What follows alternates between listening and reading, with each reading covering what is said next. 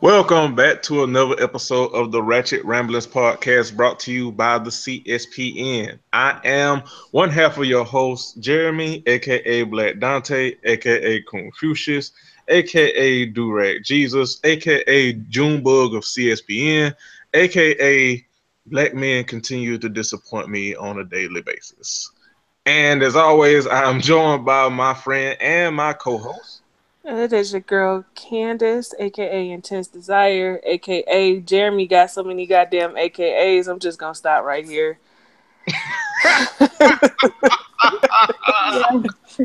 Hey, hey, half the shit. Hey, half the shit y'all call me, I gotta write this shit down. It's fine. It's But fine. yeah, we back for another week of Ratchet Ramblings. And we are joined by some of my two of my favorite people actually.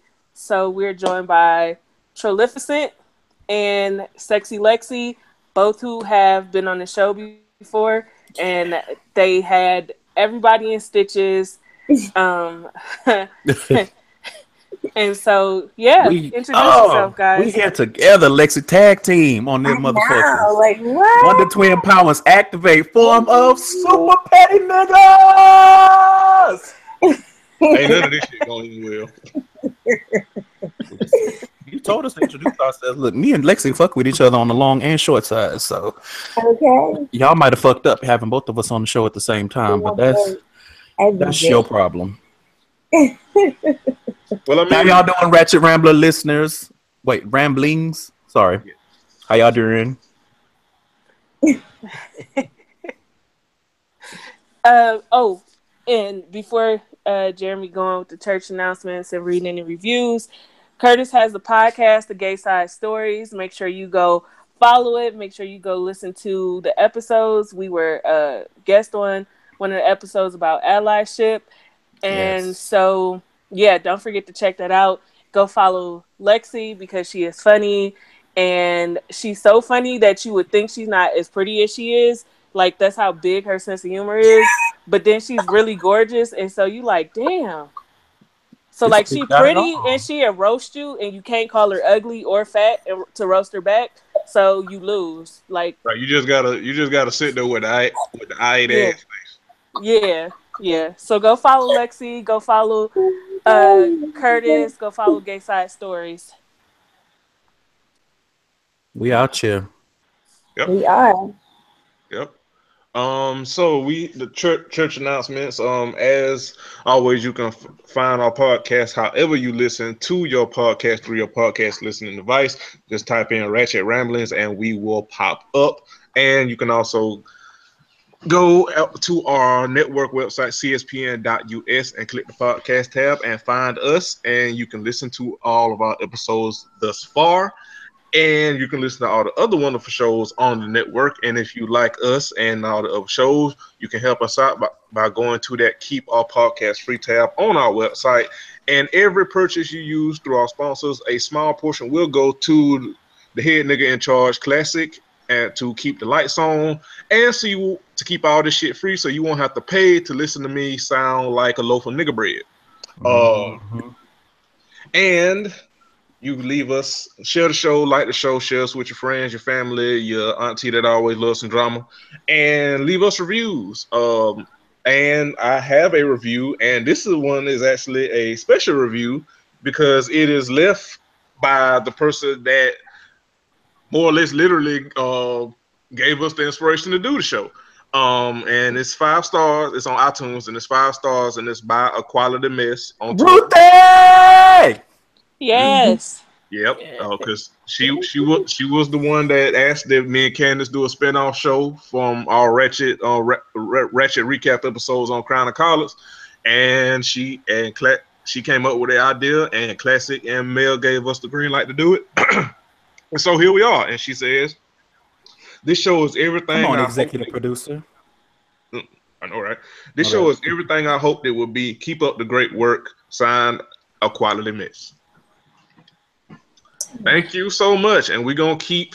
Thank you for pitching the idea, and we taking this shit and running with it. And as I always say, be a greater hoe and not a hater hoe, and get with the winning team. So Oh, yeah, And I'm gonna keep being a piece of shit just for you. I got you. You're doing amazing, Candace. You're doing amazing, Tweety. Honestly, truly. All right, so this week, VH1 pulled the okie doke on us, and didn't give us any Black Ink Chicago, and Footballer Wives ended last week. And if you want to hear our thoughts on that, you can listen to last week's episode. Let me just say this real quick. Sorry to interrupt you. Oh, go ahead. How did VH1 give us 6 sorry ass, limp noodle dick ass episodes of Baller Wives? Like, that wasn't enough to get nobody coochie wet. Like, what the fuck? The last I'm annoyed because I ain't seen shit about no reunion, and they gonna drop all that drama in our lap on the last episode and say fuck a reunion. Like, Right. I don't understand. Right, the last episode was lit. The last episode had what we should have been getting the whole damn season, and then they just cut the shit off, and they ain't saying nothing about a reunion or nothing. They just like, oh, y'all want a dollop of drama? Here, go ahead, keep the party going. Like, what? What? Yeah, it was really disheartening. And so, if anybody listened to this from VH1, y'all done lost y'all motherfucking minds. Like, don't do the drama. Like, go all in, give us the reunion with the bitches fighting and everything. Like, I want the whole thing. Like, we want Queen Stacey to drag a motherfucker. Yeah, For I still real. want to see Stacey go buck for having that drink thrown in her face. For Yeah. real. Like Ugly fat friend. yeah, Carmina, she's trash. But yeah, She out here looking like Bevy Smith, but you know, whatever. Curtis. Oh, Jesus Curtis. Christ. Oh, I'm the only one who thought that. Okay, cool. No, you not. But I wasn't gonna say it. Oh, fuck Oh that. my God. I came to this show just specifically started to the talk show. shit. Fuck all that shit. Literally, that's it. We just started the show, damn it. Whatever. So she's annoying on Twitter, FYI. Like Hold on, wait, she on Twitter? She heavy on Twitter like that? Heavy. Debbie Smith, Oh, she's like, oh, she Heavy be Smith. like, if you I have thought you Louis said Vuitton, Heavy Smith guess at what? first. Yeah, sorry. Yeah, I remember that tweet talking about if you have a Louis Vuitton but never travel internationally, what are you doing with your life? Bitch, carrying a bag that's gonna last till I die? What is you Right? doing? Like, why do you care though? Like, what's it to you? I don't get that. She Are must you Like- okay? As But long she as be she having like the wildest hot takes. Like, ma'am, can't dress worth a fuck. Like, shit, you got but she bigger be fish trying to to speak fry. on fashion. Like, I don't get it. What, Bevy? Listen, honey, you need not ever have hot takes on anything fashion as long as Mr. Lawrence and Derek was outdressing you on that goddamn Fashion Queen show. You need to go sit down. Mr. Derek and Mr. Lawrence was outdressing you for the whole little 7 episodes that y'all was on TV. And that's a feat because you know Derek J is out here still collecting residuals from Family Matters, but it can't be much. But he be dressing. He do. Curtis. He'll put a pair of Louboutins on that his feet busting out the side on your ass. No, Them him. baked bread ass Like feet. a can of busted biscuits. I just don't understand it. Before we get into it, listen, Louboutins ain't for everybody. They really not. They are not for people with wide fat feet. They hurt your goddamn feet. They ain't. Listen, they not for everybody. Sometimes you just got to find the designer that works for you. Go find you a nice block heel like the rest of the fat bitches, In your size. myself included. I could work a block heel. Me and Louboutin don't do nothing for each other. Fuck around and be out here walking like a Charizard. Be out here like Masika, heels just dragging on the ground. Running over to the left. I told you. Okay. All right. As y'all can tell, this episode ain't gonna be 1 ounce of shit. That's what they signed up for. Exactly. Yeah, it is. How do you put it, Jeremy? There was no theater on Yeah. so we got to bring it ourselves. I did my best impression there. You did amazing, sweetie.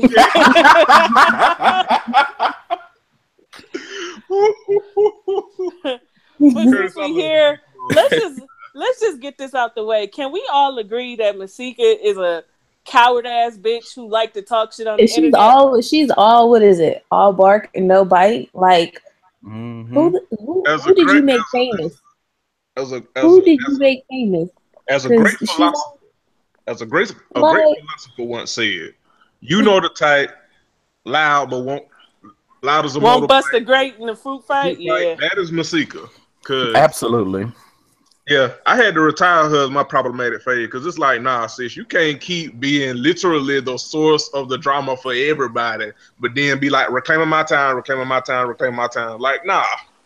If you're gonna be that big and bad, you really gotta believe and you gotta subscribe to, like it's your religion, nuck if you buck. Like you really gotta be with the shits. And Masika's just not. Like all she know how to do is put on cheap leotards and raggedy heels and run from fights. Where's my phone? Bitch, it's stumped on. Don't tweet shit else. And that was the perfect opportunity for you to dead the shit with your digits, with both your fists, and what you do, you get back into the car and drive off. You a scary bitch. I'm tired of making bitches famous. Who have you made famous? You made yourself famous. Like what are we talking about? You had a baby with Fetty Wap and you still a nobody. Baby, move. Because Fetty Wap is one step away from a nobody if we gonna keep it up, but Fetty Wap low key a Mo Jizzle on the lowest of keys. On the highest of keys. Yeah, on the highest of keys. What you talking about? He don't take care of his kids. That's why Masika can't get a good pedicure. She buying formula. That's true, but I mean, I guess in Fetty's defense, he probably can't even see them damn kids. So. Whoa. Right. Okay, that was low hanging fruit, and y'all knew I was gonna take it. So I don't want to hear the fake outrage. You know what's like crazy to me is like how all these women keep getting pregnant by him, and I'm just like, I don't see the appeal. Like, yeah, he ugly, but what if his sperm's twice as strong because he only got one eye? Yeah. Like, what if?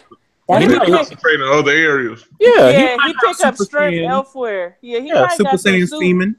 Yeah, because he can't see. He don't have no peripheral vision. He look like his breasts, yo. Like he probably ain't seen none of them kids coming either. There's so many of them. Okay. No. Listen. Curtis got it rolling, and I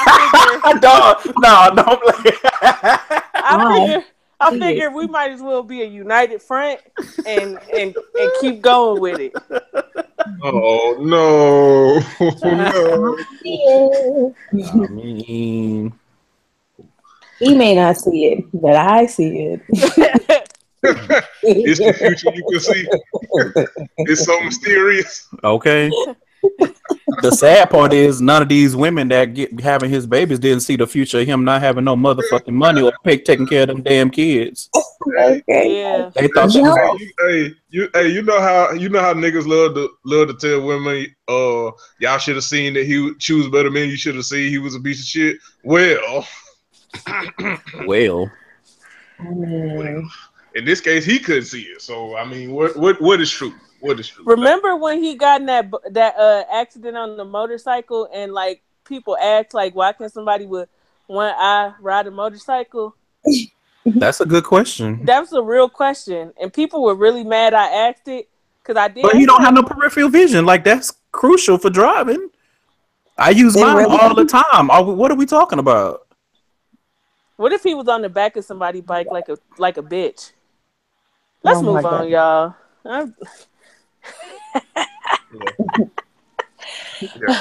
So the consensus is Masika is a coward and we don't fuck with cowards on this show. You either gotta subscribe to Run Up, Get Done Up, or just shut up. Those are the two options. Right. And just go ahead and shut up. Especially when you get everybody else involved, because everybody can't have that kind of Jesus moment. Like, look, we really don't have no beef with each other. We keep getting pulled into this shit because Masika is scared. So it's like called her Mesquite. But hey. I mean, hey. I mean, Called her a I'll wood skip you chip. goddamn according to Fetty Wap. So I mean, hey.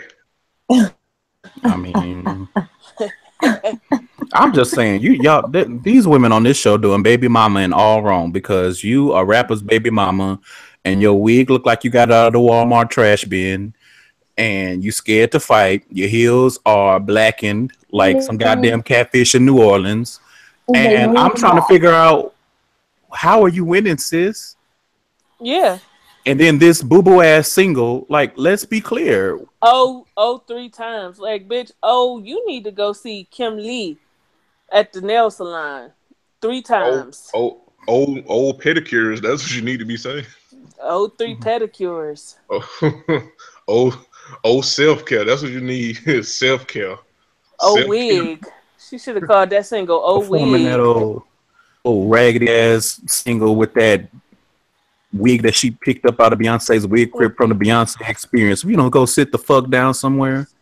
Yeah, that's too much. From the Beyonce experience, that's being generous. I was gonna say Tierra Marie wig from season 1, but that's neither here nor there. No, because Tierra Marie's wigs be crunchy. That wig wasn't exactly crunchy. I hope while she in rehab, her wigs in rehab too, because that one goddamn orange wig. No, that wig doesn't need to be in rehab. It needs to be in the garbage. Whoever is there needs to do another intervention, a wig intervention, if you will. Wigathon. Throw them raggedy ass Lilu Dallas multi-pass ass orange wigs in the goddamn trash. Her wigs that orange wig. You know what that orange wig look like when somebody dye their hair at home and fuck it up, and you like, fuck it, I can't dye it again for 2 weeks. The toner, so it's like extra brassy because that's what happens. Like, yeah. I love Tierra Marie, but that is a make it from scratch ass wig. Oh yeah. That look like if you go if you know somebody that's real hood, like back in the day, real hood girls used to use Kool-Aid to rinse their hair. That's kind of the tea that those wigs give me. It's like Kool-Aid. It's like orange Kool-Aid. It's really ugly, and it does absolutely nothing for her. Yeah. So that's definitely an wig. I agree. That's definitely a hooker's point wig. Like, that's one of those wigs where a nigga gonna ask you how much for 15 minutes. What you do for $40 wig? Yeah, that's that. Absolutely. Yeah. So that is definitely a got fired at the pyramid tonight wig. It's like a holiday heart light wig. Oh my god. Okay. Hey. Okay. All right. Yeah. Okay. No, it do kind of give me tease. So no one else saw that when she was trying to get that bicycle and got hit by the car. Non-holiday heart. That's Halloween heart. Let's be clear. All right. It do look like an It wig. It do. That's enough. It is giving me Pennywise vibes. Oh yeah. If he went to like the wrong salon. No. If Pennywise tried to do something new and was like, you know what? I want to change it up a little bit. Pennywise was a thought. Yeah. Yeah, pretty much. Absolutely. Extra long.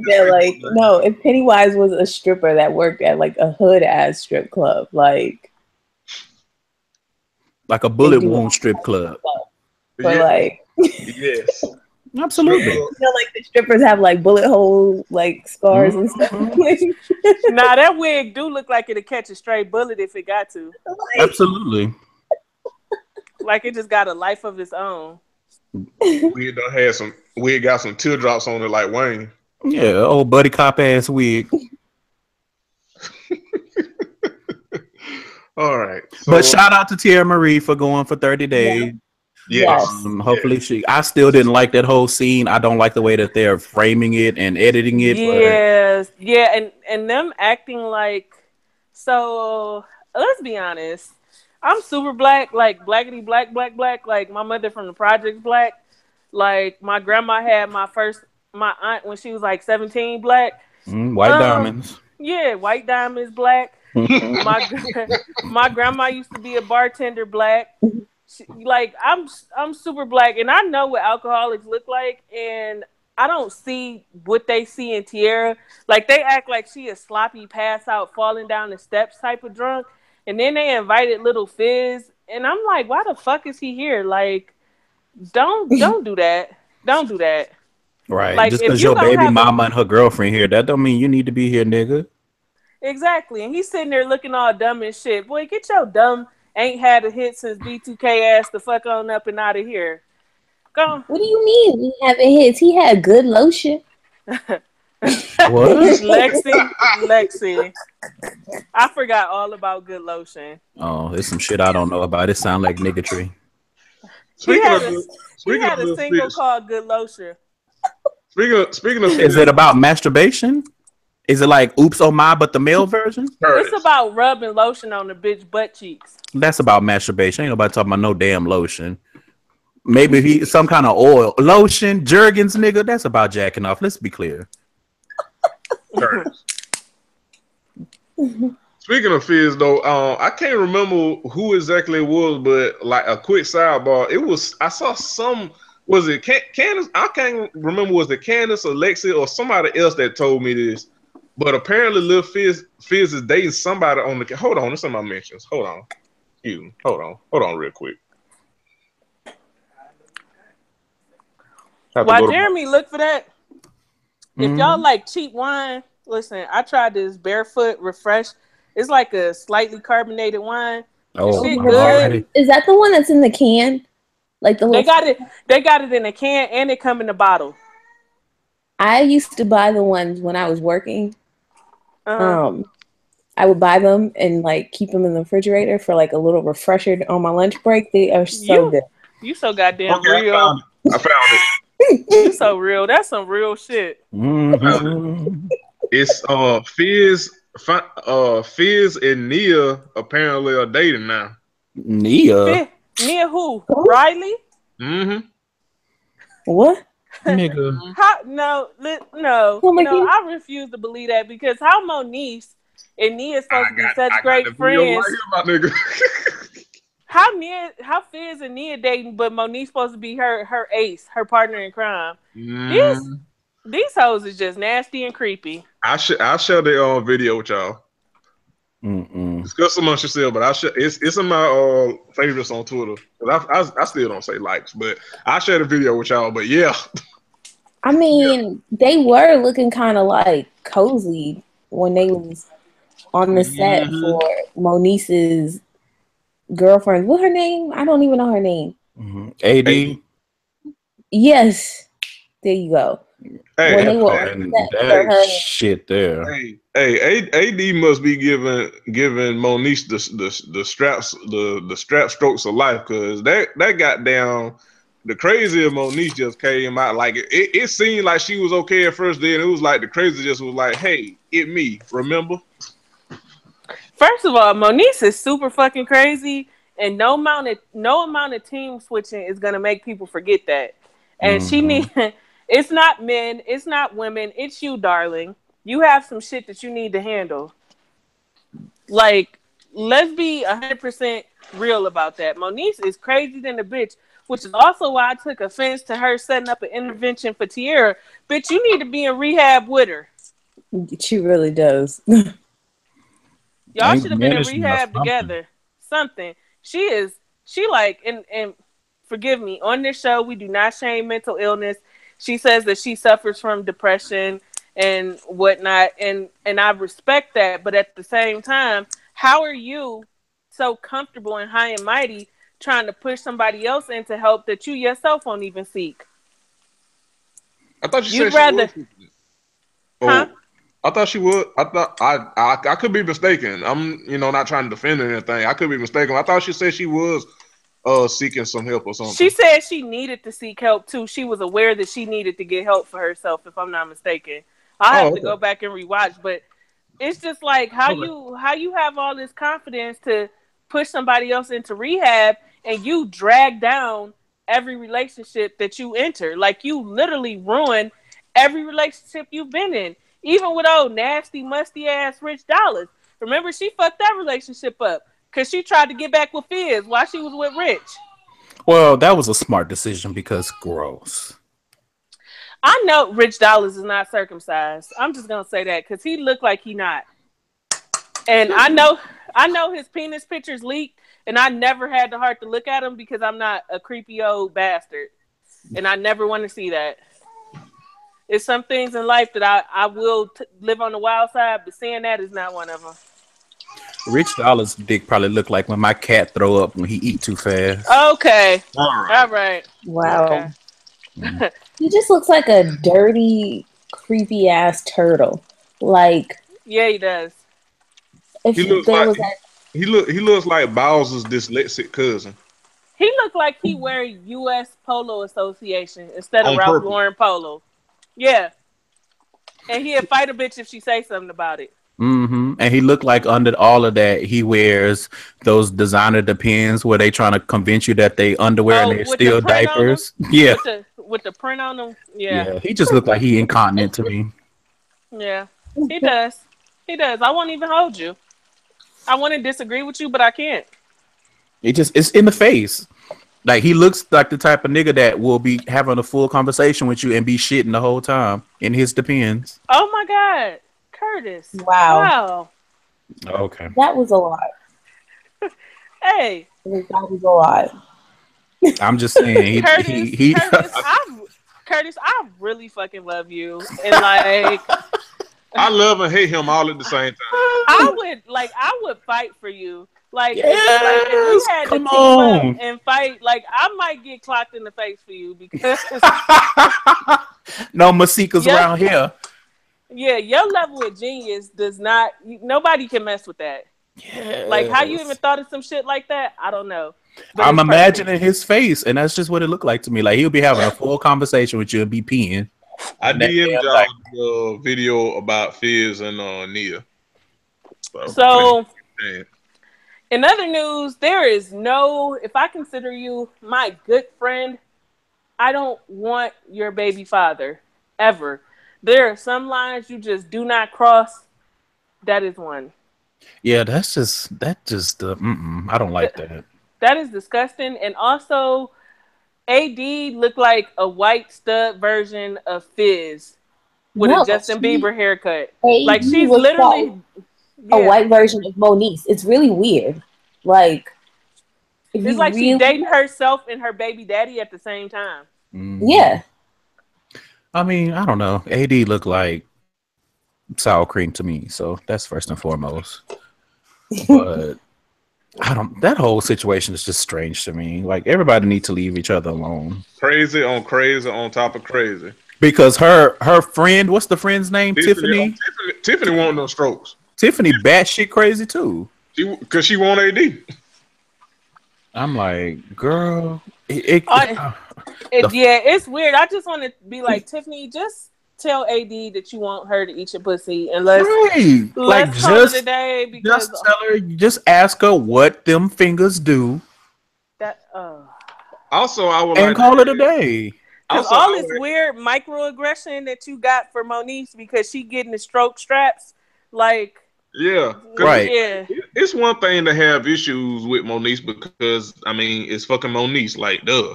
But some of the shit Tiffany just be on, it's just like, are you okay?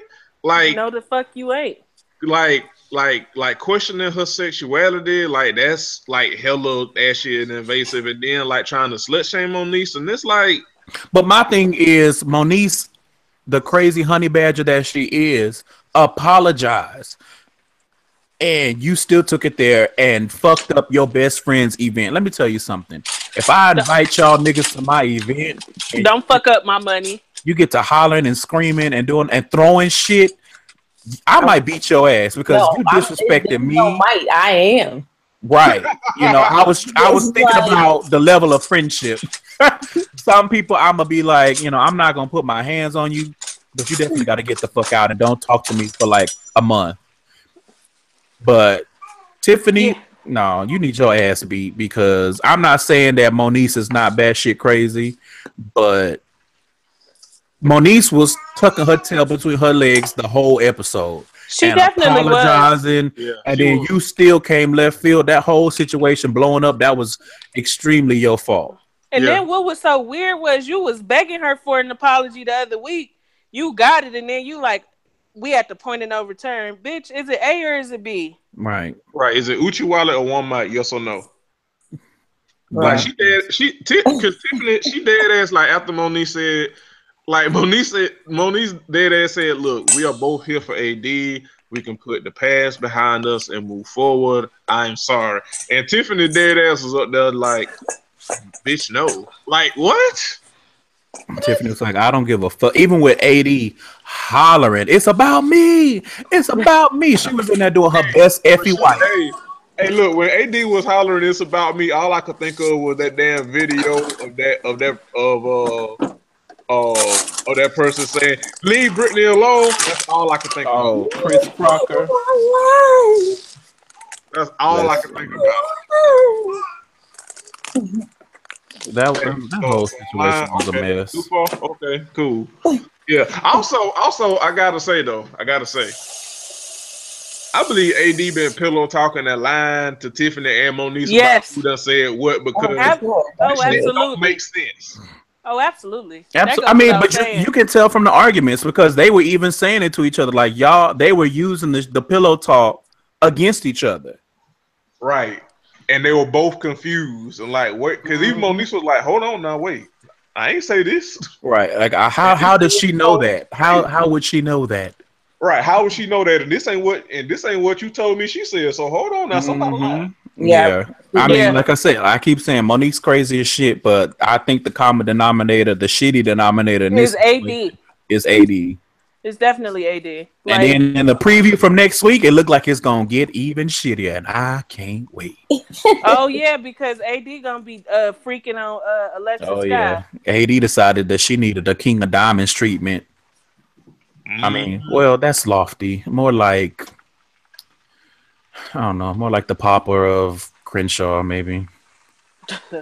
Oh my god. I mean, it's Alexis Scott. Like, let's be honest. Let's be real. You know, it ain't all that. I mean, for God's sakes, her eyebrows suck. Yeah, her eyebrows are triggering as a motherfucker. Yeah, they adopted siblings. Yeah, she definitely got some Back to the Future ass eyebrows. Yeah. Oh, Boomerang. It's like her eyebrows are like the Boomerang from Legend of Zelda. Mm-hmm. So it's like, I don't know, but yeah. So,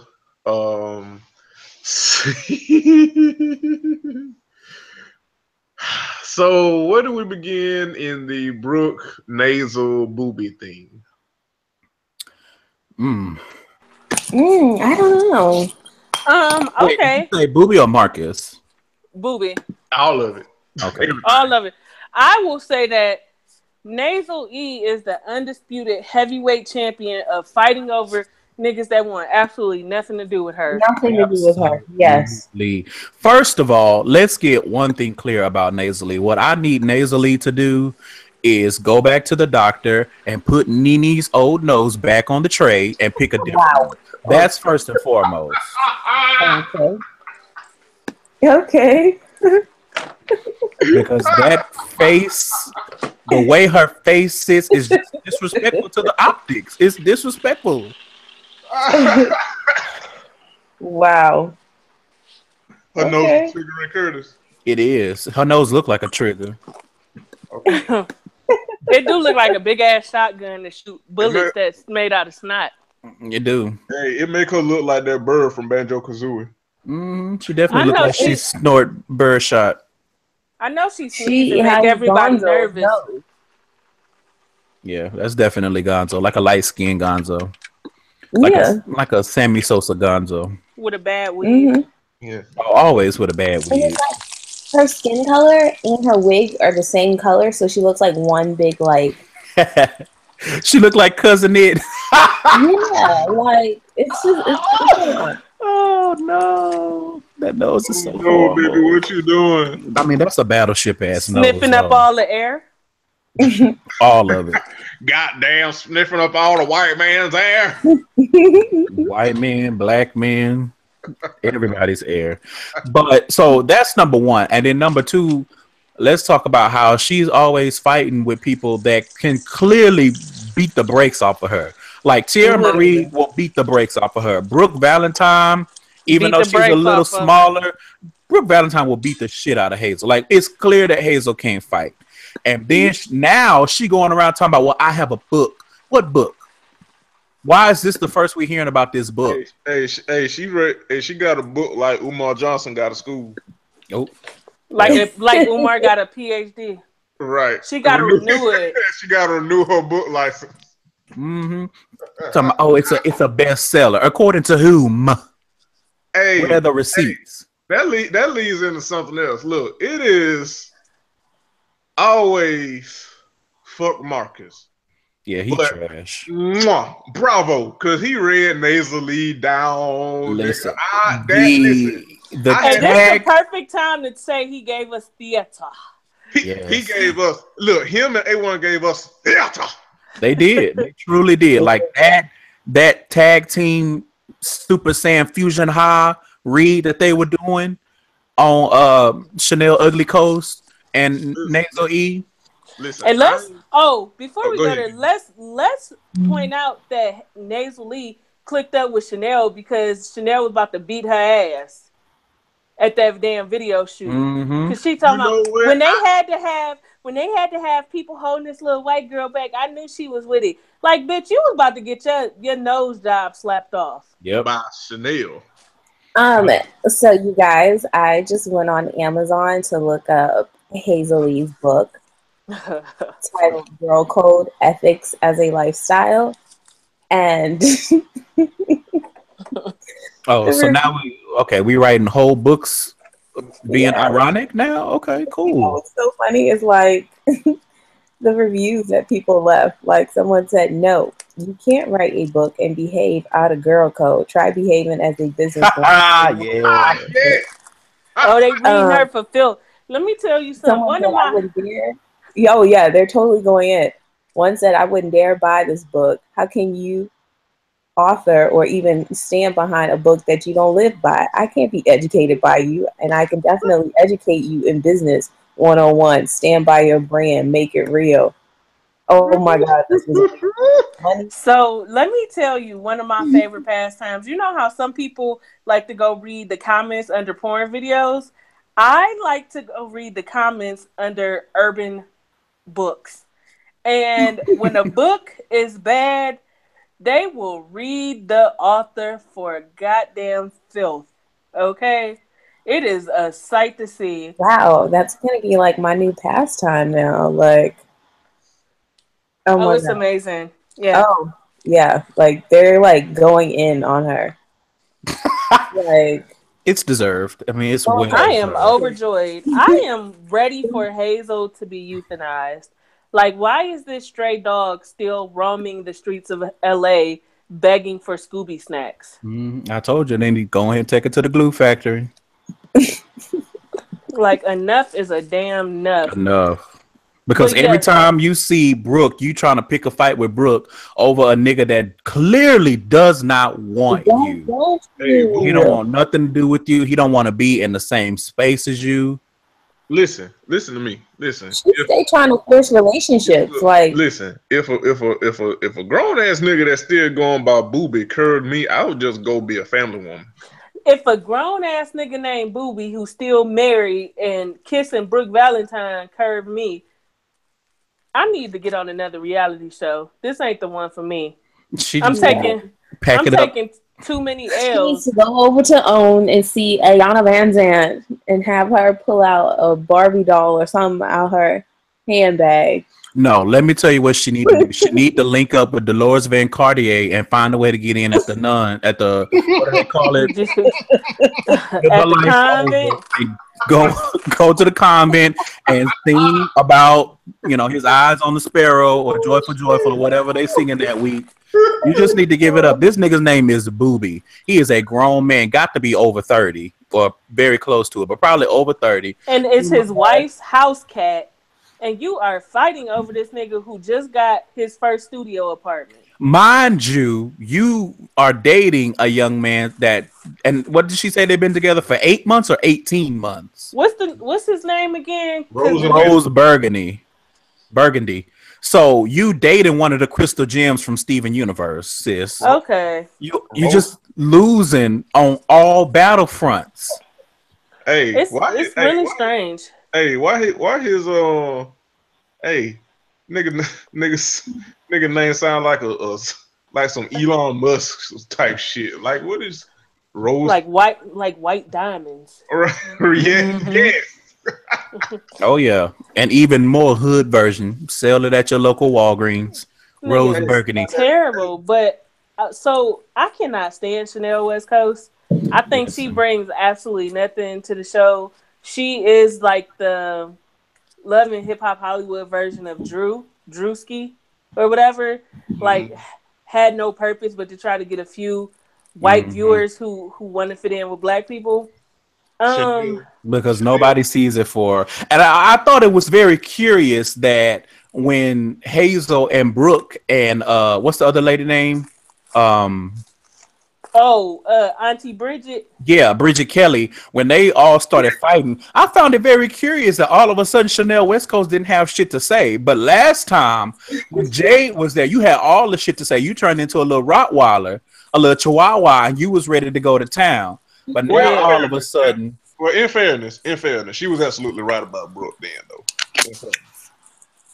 it don't matter though, because before that she was talking about, oh yeah, we gotta stick together. Yeah, girl, you know I got your back and all this shit. If you got her back and y'all about to scrap, you was ready to scrap before. Why you not ready to scrap now? Because she don't really fuck with Hazel like that.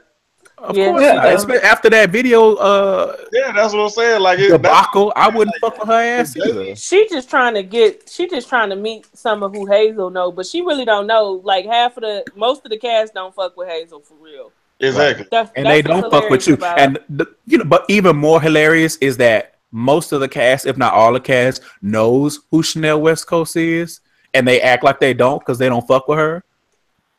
Like, I'm sorry, that shit with A1 when he sat there and let her do all that talking, he was like, I actually met you. That shit, listen. That like when I tell you that was one of the sassiest. Like I felt like I was watching Golden Girls. I felt like I was so sassy. I felt like I got delivered. Like I had been baptized. The shit was so spiritual to me because he was like, I met you before. I know who you are, and when I tried to work with you, you turned me down. So no, I can't do a track with you. I'm good. She was mad as fuck. Trying to run down. I've done something with French Montana, and da-da-da. He was like, yeah, those are all my bros. And what? Yeah, he was like, I don't know you. He's like, I don't know her. And the funny thing is, you trying to run down your resume, but just before y'all went over there, y'all was over there kikiing about both needing a hit. So what is the truth? Exactly. What is the motherfucking truth? Because A1 been all over the charts. And then when they brought up Charlemagne talking about if somebody hating on me, I must be important. Bitch, that's exactly not how this works. Exactly. She herself for Wayne and Kanye, and I damn near slid off my bed. Listen, she was like, when motherfuckers like that talk about me, it elevates. No, sweetie, that's not how this works. That's not how any of this works. You know what? Like, nobody's looking for you. She was like a little damn Yorkie just yapping. And like in all fairness, she was Rob Dyrdek's secretary. Girl, go sit your ass down and put your Vans on. I mean, in all fairness, she still is. Oh, that's right. Yeah, she still is. Yeah, you're right. You're right. I mean, because I've seen the Ridiculousness show, and she brings just as much to that show as she does to Love and Hip Hop. So nothing. Absolutely nothing. Like Stilo Brim. And which I don't know about that name because that sounds like a line of Brillo pads that I clean my pots with. But Stilo Brim and Rob, whatever his name is, like the show is pretty much them. And then if they have a guest, and every now and then to include Chanel West Coast, they'll like pick fun of her or make fun of her, but she's not actually bringing anything to the table. It's just like, not every it's just not in the cards for you, little girl. It's just not there. Yeah, most times you just can't force talent. Even your white privilege can't save you on this one, sweetheart. Nope, not with what you're trying to do. Girl. Yeah, What your white mediocrity is not gonna get you anywhere. Girl, go wrap the gifts for the holiday season. Leave us That's the it. fuck That's alone it. over here. Ooh, she does look like an elf. She does. Oh. She No, does she look like also an looks extra like from that Bad little Santa. boy. What movie was that? Kevin McAllister. The bitch looked like Kevin McAllister. She home alone. Her She and her definitely career. go alone though. Hello. She ain't even in the studio. Like, She wasn't getting that hit from A1. Or That's Marcus. that's a motherfucking show. But speaking of Marcus, this whole situation with Brooke Valentine, like, I'm sorry, and Brooke Valentine has like a sliver of my heart just because she is a fellow Houstonian, but you out here looking the fuck stupid, madam, and I need you to clean that shit up.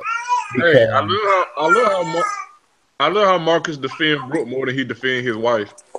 his wife is a non-factor at this point, but I'm trying All to she figure out doing is getting that love and hip hop check.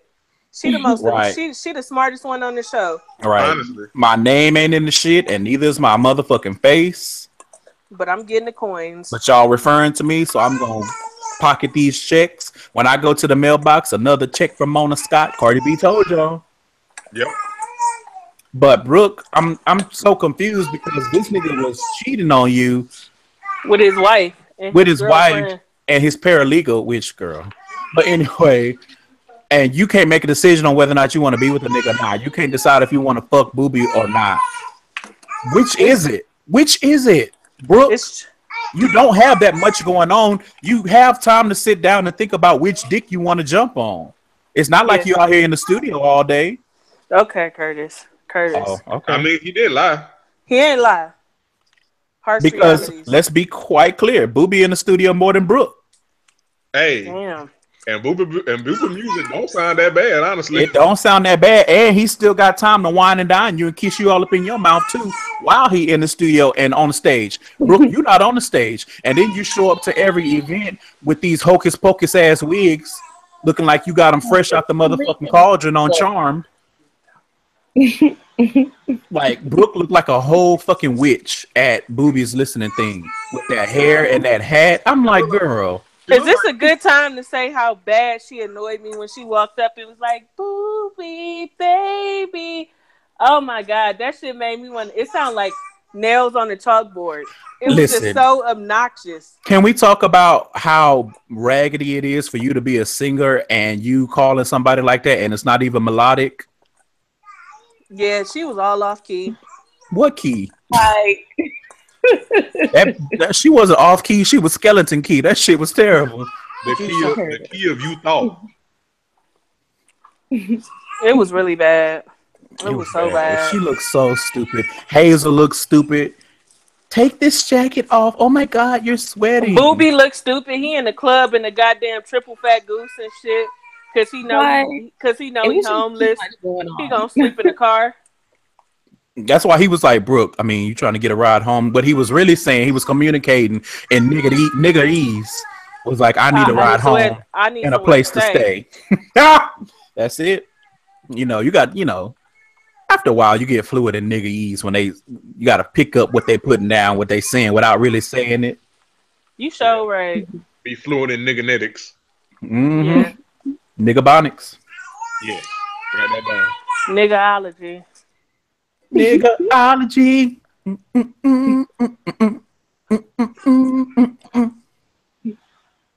Who else we missing? You know what? I'm glad that Lyrica and A1's mom, they're getting along now. Cause both them ugly bitches need to. I was just about to say that is a pair of ugly mamas. I'm sorry to be calling anybody mama ugly, but I'm not. Yeah. see the same thing that I see, and those are not cute mamas. Let's just call a spade a spade. And then the one mama got up and she's trying to drop it low, and she built like a turnip, and I was like, "Girl, what is happening?" A1 will not tell his mama she need a Spanx. If our savior, if Beyonce will put on the good Spanx, to go kick it. What the fuck make you think you exempt from smoothing it out? She don't. Have you seen how she built?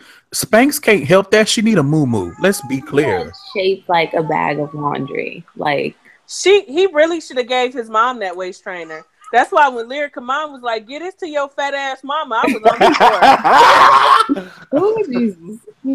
Oh, that was funny. I'm sorry, that was funny. She was like, "Get your fat ass mama a waist trainer." I was like, "Ooh." And the emphasis she put on fat, I felt that. I felt like she was talking to me. I was like, "Oh." Mm-hmm. And then Lyrica still out here looking like a Muppet, shaving part of her hair, and I'm like, I don't see it for Lyrica. Go. I want her to get a stylist.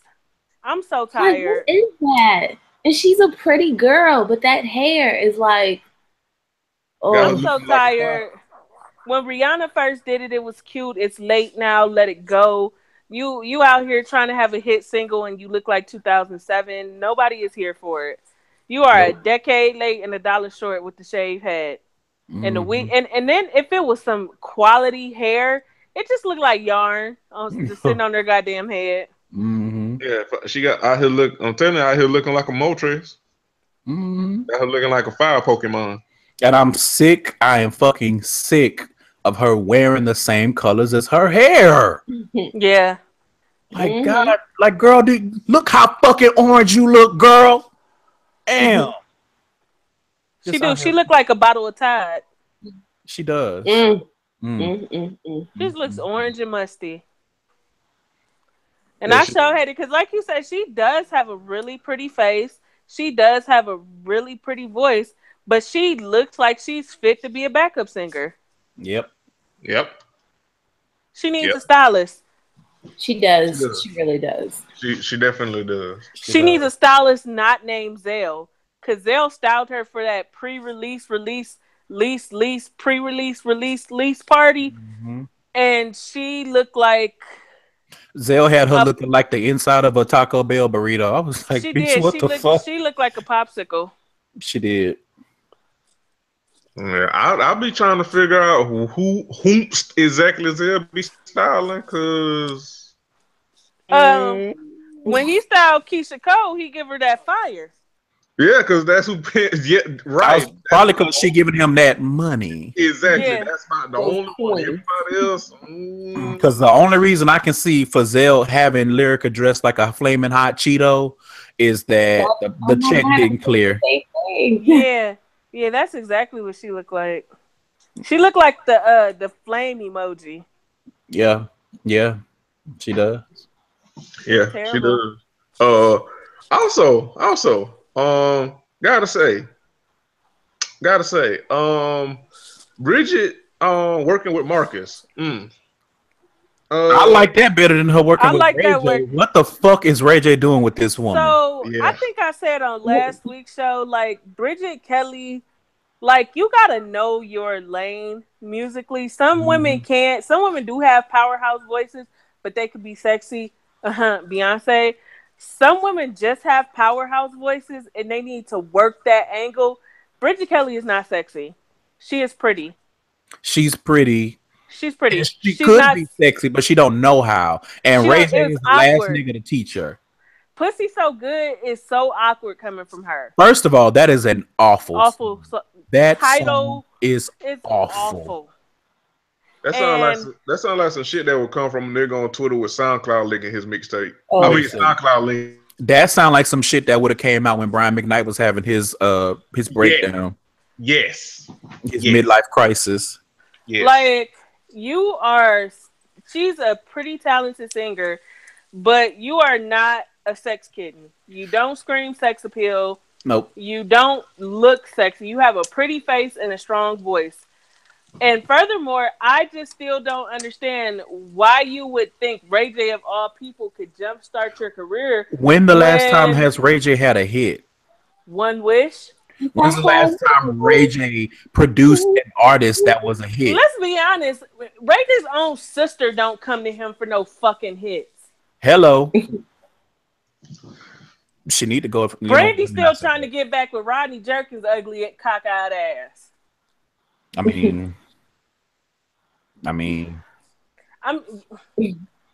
Like Because Ray she ain't J had or a hit in a long time either. So. something. And now it look like she got hit. And anyway, we don't need to. This is not about Brandy. Be hitting people with vehicles, but you know. No, that's not what I was talking about. We don't need to do that. I wanted to go there, but I was like, no. I mean, since we pulled up, You know, since we pulled up to the situation, Beep beep. You know, and so then Ray J, We might as well park it here. I mean, right? So then Ray J parks it, and he goes to his local grocery store and get the little. You remember the machines that automatically hand out the coupons yes. that they hang? So he got one of them and put. Oh, some the dollars money in. gun. The money gun. And I'm like, what is sexy about you shooting money from in between your legs? And she looks weird doing yeah, it. like that's She just doesn't have that natural sex appeal. And I'm so glad her light skinned ass man was like, this shit looks stupid. Cause you know, and it's not even because it looks stupid, but you know, ain't nobody more insecure than a light skinned man. Right. So, especially a light skinned man that's already been cheated on. Yeah. He like, nah, clip that. You know, his ass was in the fuck secure. He was like, nah, this ain't it. This ain't it, baby girl. yeah, he was like long. She got a little attitude like, well, what is it that I should be doing? He was like, not this. Anybody can see that shit. Ray Charles can see you shouldn't be doing this from the motherfucking grave. Yeah, she was mad annoyed and shit. Like he's stopping her shine. No, you look the fuck stupid. You look stupid. Shooting singles from between your legs with a money gun while Ray J go home to fuck his wife, right, and make a baby. And tells your man where he going, but then lies to you. Yeah, because he told whatever. It doesn't matter what her boyfriend's name is. Told him. We gonna start calling him Too Many Chances. That's his name. Okay, right. He kind of looked like, you know what? I'm not gonna say that. No, we there. Say it. I was trying to figure out. I'm like, he looks like if Kid from Kid and Play and like a pencil had a baby. Yeah, he kind of does. Yeah. I'll give you. Anyway, Ray J gonna tell him, oh yeah, Princess is ovulating. I got to go smash that. And then Bridget Kelly comes and he's like, oh, Brandy need a ride. Brandy don't have Uber. I know Brandy got Uber because she probably can't even drive in the city of LA. Okay. Brandy can't even have a set of car keys in the city of LA. Okay. So I'm She'll like, go to jail. What's the point of you lying to Bridget Kelly about where you're going? Because all of this is stupid. The video shoot was stupid. Everything was stupid. It's stupid. All of it. The song is stupid. The concept of it is stupid. Like, you stupid. You stupid. You stupid for putting your trust in Ray J. All these, you got Safari on here. You got A1. You know Marcus and have known Marcus for a long time. And you go to Ray J? Ray J. Wait a minute, Ray J. One wish, Ray J. Ain't that Brandy brother, Ray J?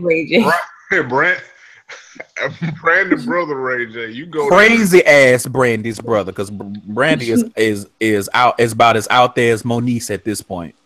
Yeah. Well, you know she's a Scientologist, so yeah, she's a Scientologist. Oh, no wonder she's still taking Whitney death hard. She waiting to see if she's gonna be reincarnated as an alien. Right. Exactly. She's waiting for Monica to post something about Whitney so she can post something about Whitney. She waiting for Monica to post anything. It don't have to be about Whitney. Look, if you listen to 3 Whitney Houston songs back to back, you might. Brandy gonna show up. Mm-hmm. Yes.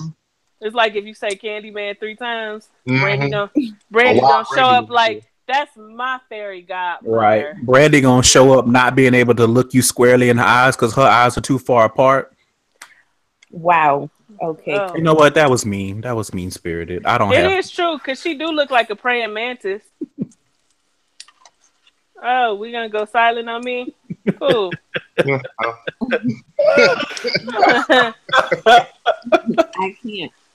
I cannot. I mean, come on. I didn't lie. Like, Brandy really do look like a dung beetle. She looks like an insect. Let's just call it that. Let's be clear. I like, well, that's generous. I tolerate Brandy, but She really be out here.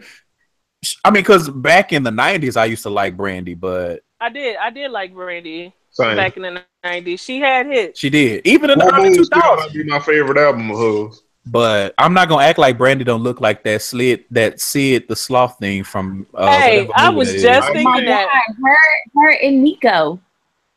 Oh my God, her and Nico. Wow. She do look like Nico in the wig. Wow. I can't see it now. Damn. She do look like Nico with some micro braids. Yeah. Well. Holy shit, I can't unsee it. Yeah. I wonder if she got a sturdy shower rod too. All right. Okay, that's enough. Oh, too much? Oh, I was just asking a question. I mean, I'm not gonna go there. So yeah, that is a wrap. Yeah. So, the preview for next week for Love and Hip Hop. Ooh.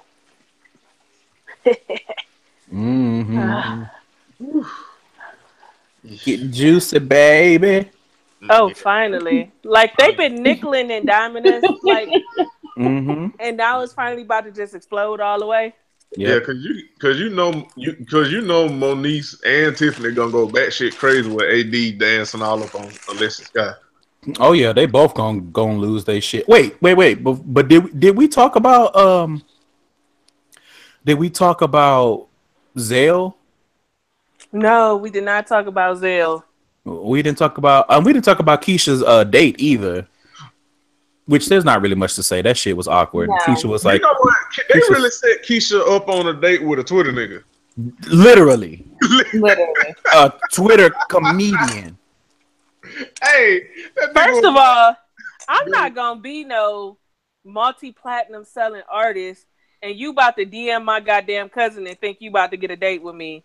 I will beat everybody ass. Hey, right. That nigga was trying to look for a come up. Honestly and truly, he was like, "Let me pull my last $20 together to get her some flowers delivered."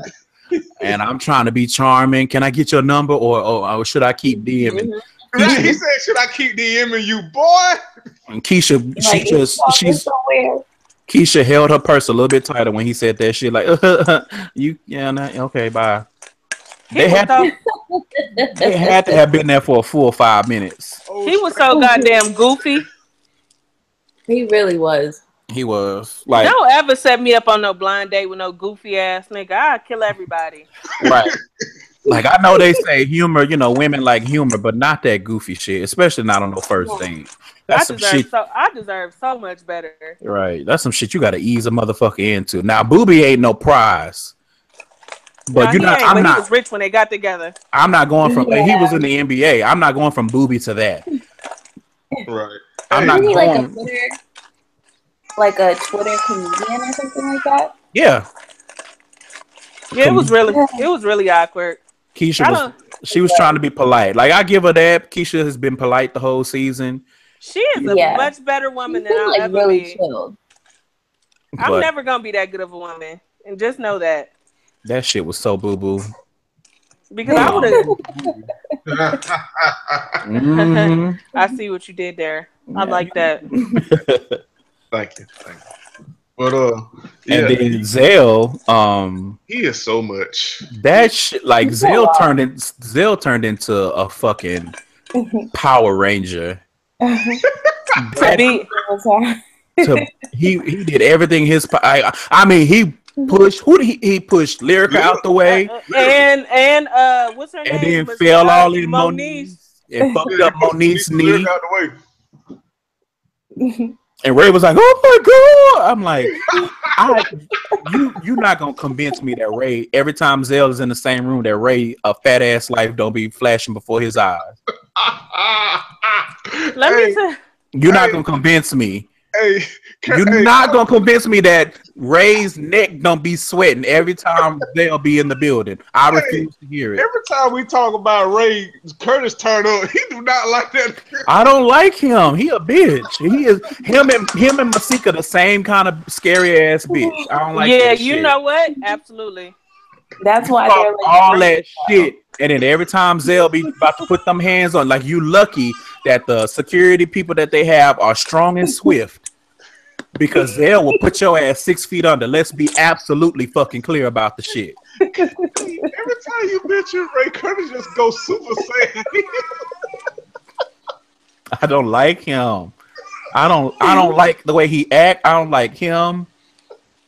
But tell us how you really feel. Right. Yeah, did you feel like DMX when he was on that club interview? I don't like They him. asked him about Drake, and he's like, I don't like his face. I don't like his voice. I don't like the way he That's raps. it. That's it. Because in my defense, and y'all point out the lie, but every time Mr. Ray is on the screen, he be acting like a bitch. That's true. He be talking out the side of his very ample neck. Curtis. So And I'm y'all- gonna tell y'all you, drag me. I'm fat shaming. Fuck him. He a bitch. Fuck him. I'm gonna tell you the one I don't like the image that he gives off of himself. Like he's some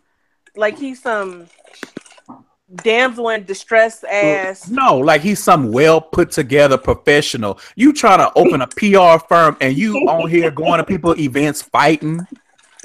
Not even. Let me rephrase. You on events nearly getting your ass beat, Yeah, I was gonna say but you opening a PR firm. Who the fuck who gonna hire you, Ray? because in the What's words, your references? If I pull the receipts on your ass, what am I gonna see? I must see you on Love and Hip Hop, damn near getting killed by this zebra. Every time. Every damn time. Every time you open your mouth, you either about to get slapped in the mouth by a woman or you about to get the dog shit beat out of you by Zell. Like, why are you here? You serve no purpose. they're attacking that motherfucker like he a damn test. Hey, remember when they was in the when they was in the nail shop? Yeah. and Ray said he was like a Tasmanian devil. Zell turned up and proved that shit. He sure did. Zell went full Friday Night Lights on that ass. He did. He went full football camp on that ass. He did. I told you that he tackled that motherfucker like he was goddamn JJ Watt. He did. Like he tackled him like he just got drafted. Just. They were well, no, Zell was on Instagram Live. I think it was the other day because I guess they filmed the reunion this week in New York. Oh, they shooting the reunion. And yeah, and Zell was talking about how they got into a fight again. Like, I guess him and Mr. Ray like went to go hug, and I guess he said like Mr. Ray like made like a weird face at him, or he turned his nose up or something, and then Zell was like, I just blacked on him. Like, I'm tired. I don't like this bitch. Better than everybody. I can see it. Zell had I just don't like this bitch moment. Oh, I meant to say this earlier. Now that I'm saying it, just made me think of it about Brooke Valentine. Her whole situation with Marcus, Brooke, sweetie, you have watched Vivica Fox and Two Can Play That Game too many times. You need to hang the shit up. That's not how you handle the situation, trying to make a nigga jealous and all this extra bullshit. Yo. Hang that shit up to dry. Like, she didn't see Three Can Play That Game. Vivica lost her nigga. That is a damn good ass analogy, Curtis, because I'll be damned if she damn sure ain't Vivica in that movie. I'll be damned. Is she not? Can you imagine being so pressed that you try to make a married man jealous? Right. By halfway fucking another married man? Like, Brooke is really a retarded. Let me tell you bitch. something. Brooke need to be in rehab with Tierra. Yeah, she do. Do they have rehab for poor decision making? Because that's what she needs. Like, is she in the Pick Me Hall of Fame at this point? Yes. Oh man, I hate. Not only is she a client, but she's also the president. I hate to say, damn. I hate to see one of my Houston sisters go out like that. Damn. Yeah, damn shame what they did to that wig. Hate it had to be you. No, they need to do that to them wigs.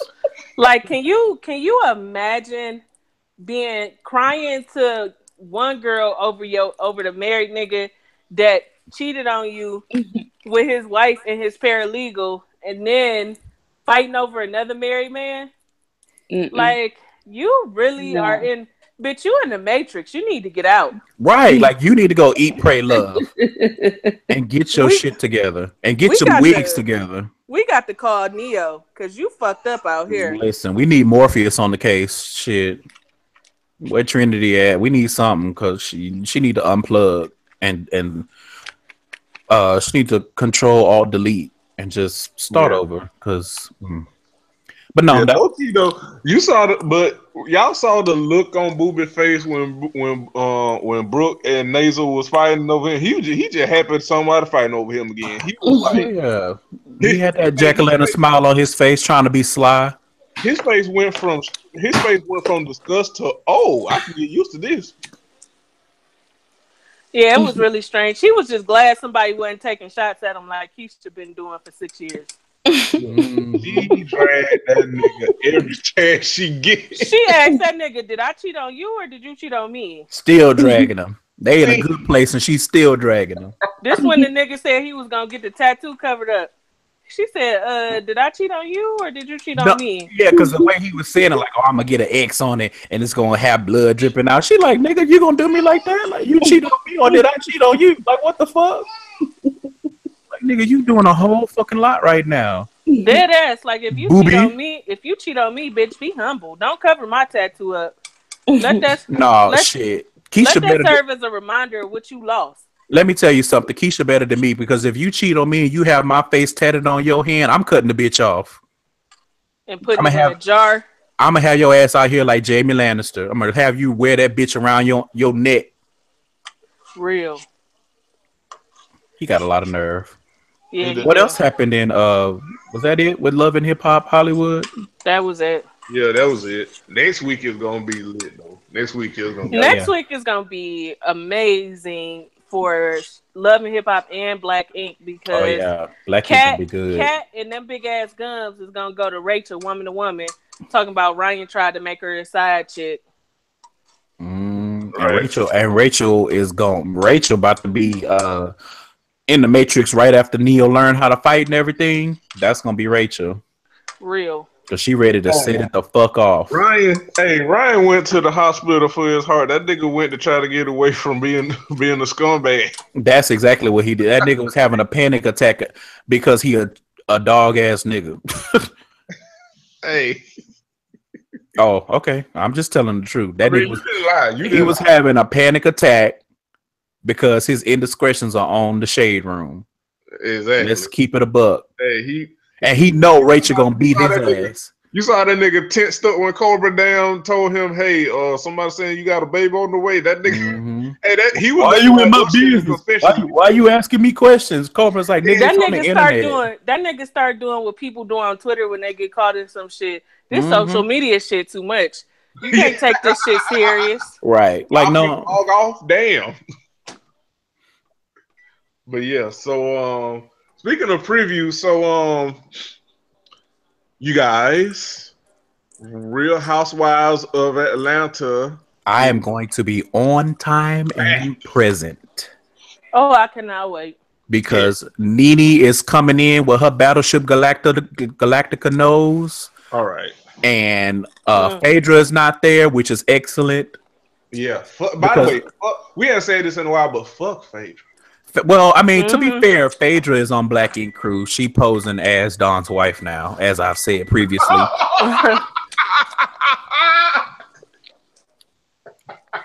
Oh, that is dead true. I forgot you said that. And this is a perfect time to remind me, too. Mm-hmm. Because that was right before we got into the whole White Diamonds debacle. That was how we got into it. That was what launched it. Because I was like, that's a Phaedra Parks if I've ever seen one. Yeah. Curtis, I hate you. I swear. And then Kim Zolciak coming back, which and then I forgot Kim was still with us. Listen, I thought she was just over there content being a baby factory, but I don't like her mouth area. I don't like her, to be honest. I don't like her Yeah. face. Now I sound like DMX. I don't like her face. I'm I about don't to like sing her. that. I don't like No, her I'm about wigs. to sing I don't like y'all her that, face. I don't like her voice. Yeah, no, but I'm about to send y'all that clip of DMX on the Breakfast Club. Like, you know how usually the guests like sit down, like he stood the whole entire time. Like he had as a crackhead would, you know. But like he really went in on Drake and Rick Ross. He was like, "We get it. You like wings. You like to eat. You're fat. It's obvious. Like enough already." Keeping it a buck.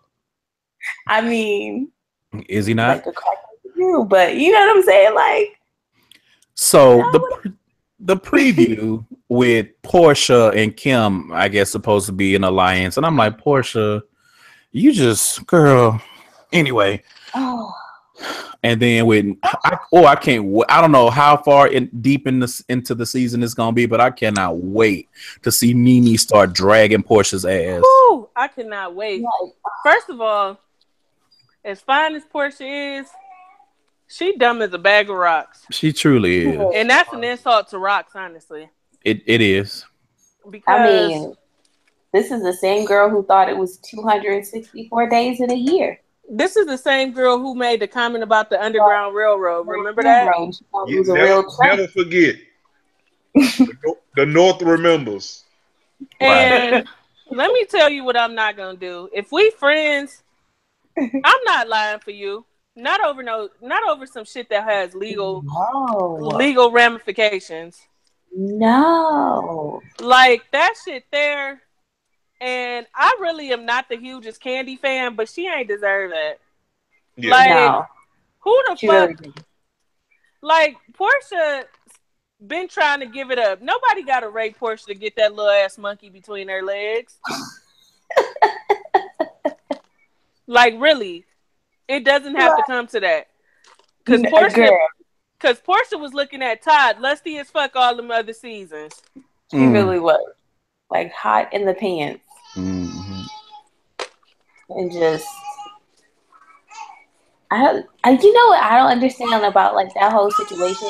It's like Portia, you really were that dumb, like you couldn't think for yourself. Like you went along with this like the whole entire season. Like you literally ruined this woman's reputation. It was like she did that shit thinking that there were literally going to be no consequences, or if there were, Phaedra was gonna handle everything, not realizing Phaedra don't fuck with you, bitch. You a shield to her, and she used you like a shield. And not only that, Phaedra not no good lawyer. So if that Phaedra don't even know how to lie. Okay.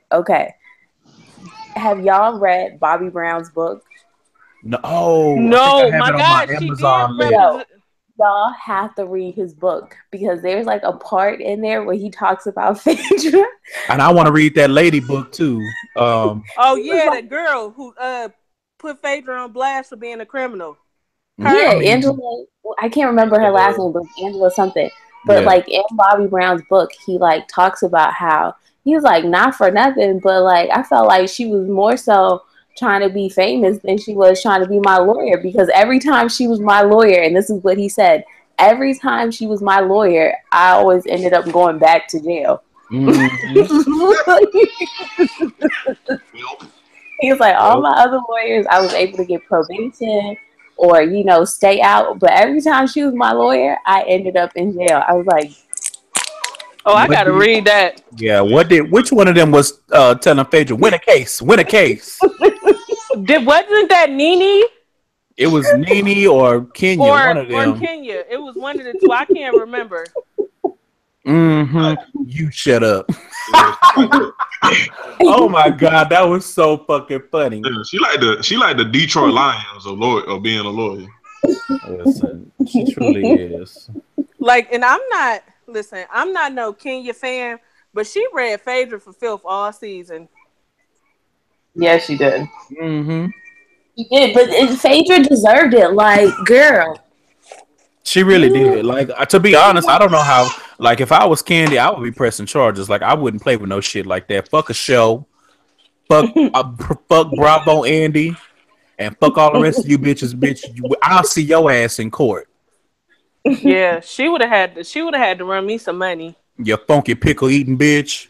Bitch, that's. She would have had to pay me, bitch. That's my funeral home now. You goddamn right. That's my law practice. That I don't win no cases with. No, but like. Oh, and you fired. We gonna win some cases because your ass got to go. A love-hate relationship with Mama Joyce, but like when she be prying for information, like it kills me on the inside because she was like Phaedra. She always, I feel like she always grinding her teeth. She's like Phaedra. I heard that man said he was coming to blow you the fuck up. Yeah. And first of all, you get dragged by somebody. You fucking me up with this impersonation. Spot on. Spot on. Old lady gang. And that shit currently closed down, right? For all them health violations or some shit. No, it's back open. They were like they got like a C grade because it was like people not wearing hairnets and shit, and then they corrected it. They back up to an A. But all of the consensus says that the food is too fucking salty. Got people coming out of there looking like Big Mama from Soul Food. They use Lowry's, I bet you. Oh, you know they use Lowry's. They probably use Lowry's and Tony Chachere's at the same damn time. Oh my god! Go in there, them greens pull out all the goddamn moisture out of your body. Curtis. Okay. Curtis. Oh, Curtis, why am I imagining this? Why is the visual fucking me up right now? You just eating a spoonful of them salty ass greens and you start sweating. Your ass shrivel up like a motherfucking prude.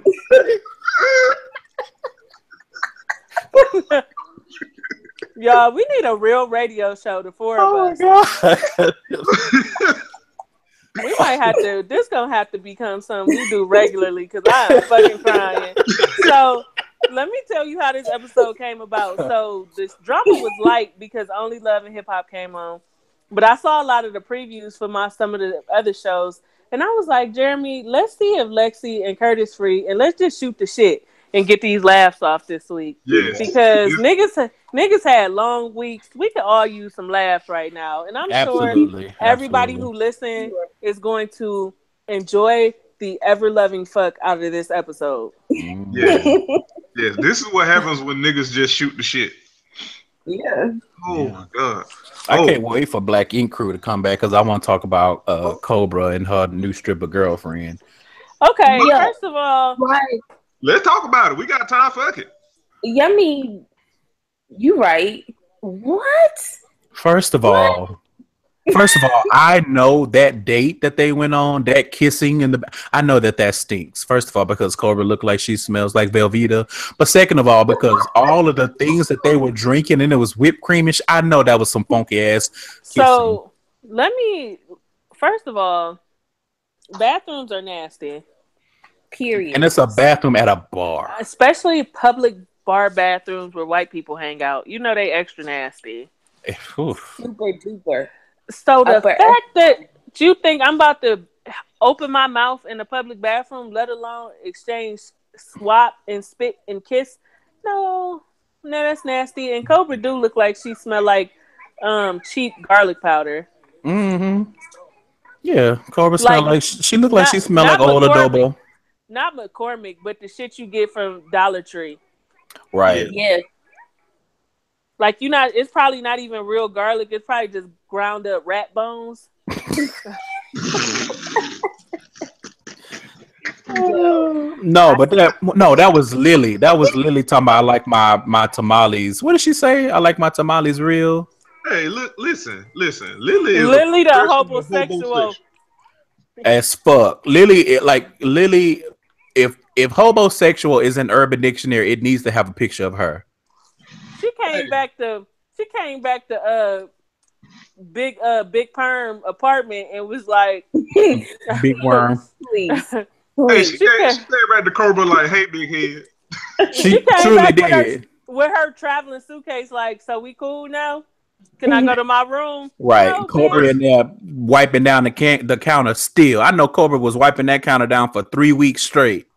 Cobra probably could have walked in and strapped her and Junior. She was just being scary. Ooh, that would have been a shitty deal though, because I know Junior don't clean up well. Junior looked like he smelled like pee. He do. Yeah. Stale piss. Junior look like that grown nigga that when he take his underwear off at night, they got all kind of skid marks, and he be like, "How that happen?" His mother- Junior. And his mama be doing his laundry. You His beat me mama to do his laundry like, Junior, you gotta wipe better. Oh, you beat me to it. Because I was just about to say, I know his mama be mad as fuck. Can you imagine how much tire she go through? She probably be like, Lyrica, you empty again? Damn. Oh, Curtis. I had to double back to your joke from earlier. This is amazing. And then that was it. Because everything else. And then Charmaine, I'm sick of Charmaine. I want her to go. Me too.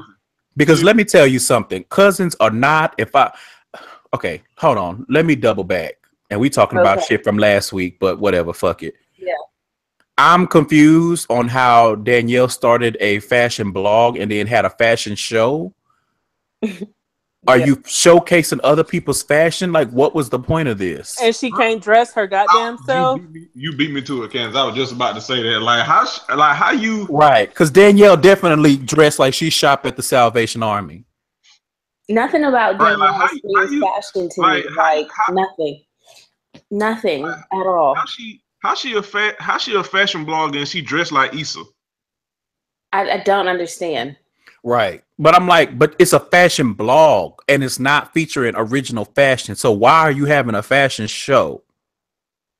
Anyway, my point in bringing this up was raggedy fashions or not, or no fashions in this case. This was another situation like on Football Wives where fashion show but no fashions. But I don't care if we cousins, I don't care if we best friends, I don't care if we was trapped in the elevator and you delivered my baby. If I'm having an event, what you not gonna do is be pussy popping with no motherfucking drawers on. Hey, I said this last week, she never takes an opportunity to show us that she don't wear no drawers. She clearly does not own a single pair of panties.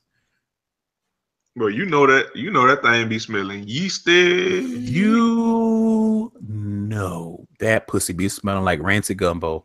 I refuse to believe otherwise. You know what it smell like? Have you ever some real old bread that's like molding? It just smell. Yeah, I'm sure she smelled like old yeast Like rolls. some old garlic bread. No, you know what I know she smells like? This was when I was especially trifling. And I left some shrimp in my refrigerator for like a month. Oh no! When I tell y'all, when I took the lid off of that Tupperware bowl, I'm sure I blacked out. And that's what Charmaine. I imagine because you'll never cover that thing up. I mean, I am all for letting the pussy breathe, but that pussy getting a little bit too much oxygen, sis. Like every chance you get, it's out. And I just feel like the way that she acts, and this might be slut shaming. I don't know. Call me on it if y'all want to. I don't give a fuck. But the way that she acts in conjunction with her never having no drawers on, I'm sure she be having all kinds of foreign objects up her pussy. I refuse to believe otherwise. You're not going to tell me that niggas just don't be walking by putting their fingers up there, putting the bottle up there, putting the sandwich up there, whatever they feel like doing. Because she just... It's one thing not to wear no drawers, but you always have the shit on display. It's another thing to always have your legs cocked open when you don't have no drawers on. And she knew she didn't have no drawers on and a short skirt. She gonna bend over, and I was like, "Girl." The thing that annoys me about her is like she be slut shaming other women, but then do slutty shit. Like she was trying to slut her way back to her job for a gay nigga. Like, girl. Well, here's some champagne. Maybe if I get him drunk. Like, girl, if you don't go sit your stupid ass down somewhere. So, but yeah, I'm ready to see Ryan's drama with what's his girlfriend name? Ashley? No, not Ashley. Rachel. Rachel. Queen then- Rachel. And then the last episode that I saw, I get Four and Dawn, they shit was light, so I don't know if they gonna have anything going on. Yeah, it'll be. I'll tell you what what okay. So, like I said, y'all gonna enjoy the fuck out of this episode. This is I damn near tired of this shit niggatry, but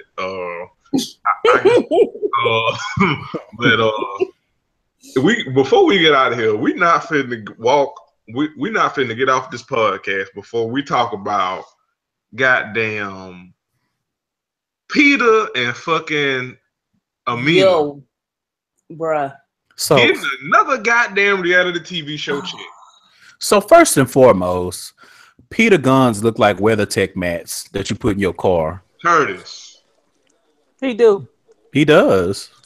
I mean, he didn't lie, but damn. Peter- No, you know you know what he really looks like? You know the like the bandage wrap that they give you like when you sprain your ankle or something when they Mhm. in the cast? No? Yeah. Those gauzy pads. Mm-hmm. Yeah. Yeah, that's like what the roll. Yeah. Mm-hmm. Yeah, that's what He looks like my stepdad had an F-150 King Ranch with this specially aged leather seats. Mm. That's what he looks like. That is hella specific. Well, I mean, he got a hella specific ugly ass face, so. He look like Really he look like lumpy pancake batter. Mm-hmm. Like when you know the pancake's gonna be fucked up because the batter fucked up. Right. Like he look like a bad foundation. Like his core just shitty. Yeah. He look like a German Shepherd that got stuck barking. Wow. Wow. Wow. How does one even imagine that? Right? And y'all talk about me. I am howling at a German Shepherd that gets stuck barking. Nigga, mouth just open. Well, I swear most German Shepherds are racist, so Well, okay. like they don't bark, they just say nigger. Like that. Well,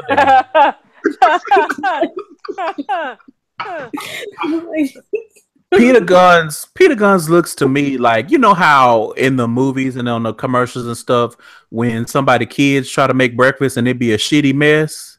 Yeah, you know The eggs be uncooked and shit. You know when Yeah. toddlers Shells in 'em. toddlers reach that phase when they start to be musty. Mm-hmm. Yes. That's Peter Guns. Yeah. But like he's been like that all All his life. Yeah. All his life. All his life he been Been musty. musty. Like But yeah, him and Amina gonna be on the show. What's the name of it, Candace? Celebrity Marriage Boot Camp. Celebrity So- Marriage Boot Camp. Nigga, first of all. Like, let's get to it. So I watches the shit. I'm gonna tell you that is one of my guilty pleasures. So if y'all don't know, it comes on WeTV. We is like a lower budget version of VH1 where like they got some ratchet for you, but it's just not a whole lot of it. Because growing up hip hop comes on WeTV, and so it's two of them. It's like Atlanta, and that's where you see Tiny Daughter fighting with the round gay dude that's Deb Atney godson. that's the Regine fighting with Yeah. Brandon. Yes, That's that's so Marriage Boot Camp has been on for like ever now. And initially I'm gonna tell you some of the people who were on there. So Kiki Wyatt and her husband who's about to divorce her, they were on there. Sunday Carter and her husband were on there. You know Sunday when she got beat up on Basketball Wives, when she got lumped up. Yeah, she was married. Yeah. I did not know that. Kendra Wilkinson and Hank, who has a history of having affairs with trans women. They were on Marriage Boot Camp. Ocho Cinco, they had a family edition, and Ocho Cinco and his mom were on there. I saw that one. Yeah, when his mom spit on that white woman from Teen Mom, Farrah's mom. Paula was with it. Paula with the shits. She Drunk really as was, fuck. though. Drunk She as was like, fuck, spit, Mom, I will spitting come on over here and people. slap you. Yeah, Paula drunk as fuck, spitting on people. Just you get some spit and you get some spit, and all you white motherfuckers get some spit. Don't mess with me. Yeah, and so This season is gonna be Peter and Amina, and the only other names I recognize are if you watch Teen Mom, Caitlin and Javi. Okay.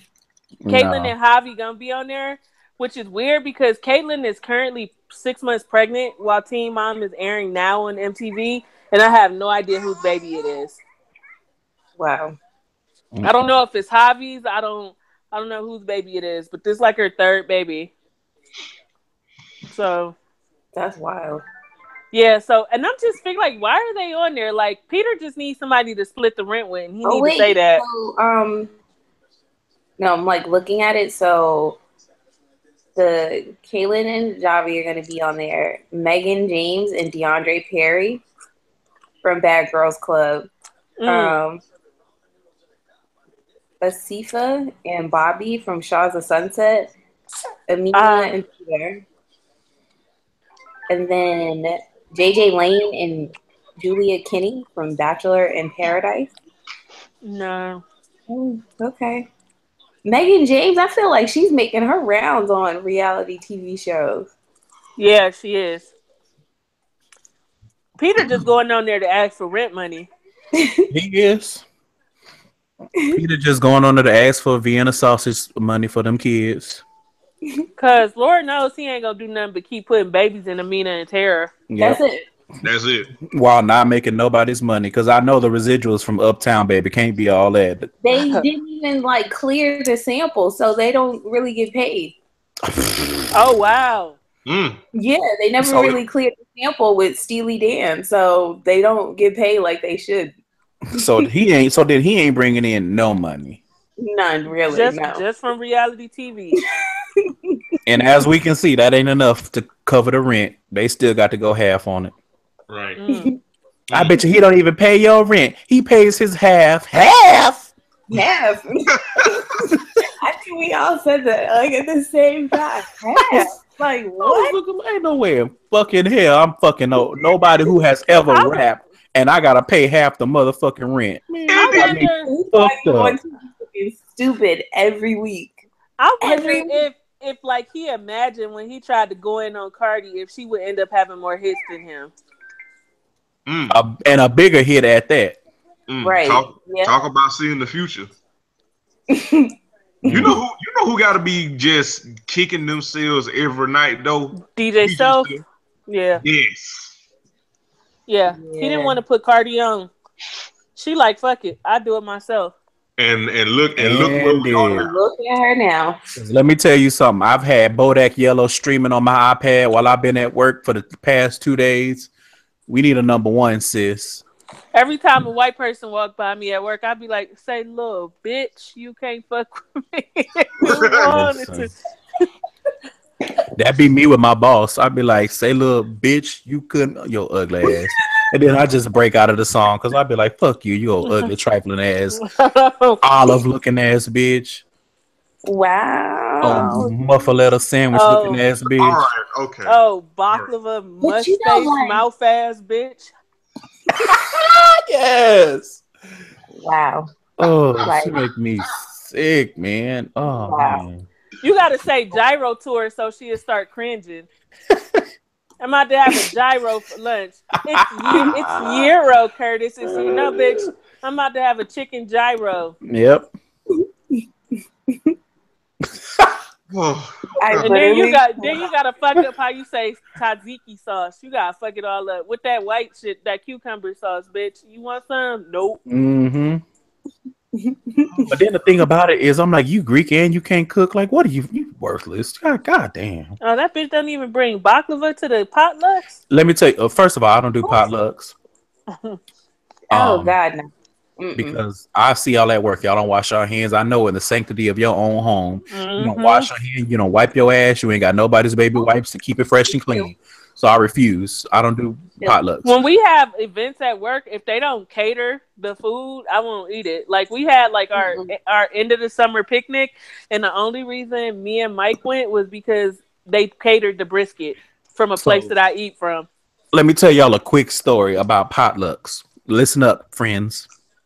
So I already don't fuck with potlucks because y'all can't cook. Like people that I work with, y'all can't cook and y'all ugly, and I don't know what y'all be doing at home, and y'all don't wash your hands. And you ugly. And I mean, so first and foremost, y'all ugly and y'all stink. Yep. But I was talking to a coworker at the time, and I was explaining to her because she kept bothering me about the Thanksgiving potluck. I said, "Look, bitch, I done already told you I don't Potlucks. I don't do community food like that. Like I don't even like talking to you. So well, I'm gonna go eat food that you've made." And she was like, "Well, now that you mention it," she said, "There was this lady that I used to work with, and she used to love having potlucks because she used to make some kind of bread, like monkey bread or something." Nigga bread. And she told my coworker, this lady, she said, "And I love making that bread because, I make it with my hands. And when I get done, my nails are always so clean." No.